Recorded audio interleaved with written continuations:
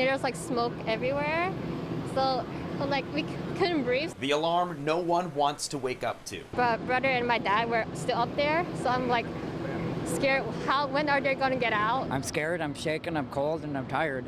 At about 6:30 this morning, this 6-story apartment burned from the inside out. There's spaces or voids in everybody's walls, and when the fire gets into those areas, it will travel upwards or sideways. Firefighters breaking in to save lives. When they kicked open my door, the fire department came in, they wrapped me up in a blanket, showered me with water, and then we walked through the fire into the apartment 65, where I went out the window through there and then all the way down to the 4th floor and then outside the central building, outside the front door.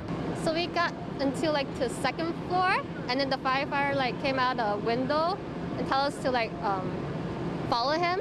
First responders rescued 20 people from the apartment and 8 dogs. Of those, 15 people suffered either burns or smoke inhalation. 4 of those people went to the hospital, including a police officer. These firefighters aren't the only ones with heroic stories. With stories of, I knew my neighbor was a paraplegic and I picked him up and carried him out of the building. I knew my neighbor was elderly and couldn't get out. According to the fire department, about 44 of the complex's 49 units had people living in them. The building is now red tagged, which means it's no longer livable. Now, about 60 total people no longer have a home, but they are safe and they're waking up to another day.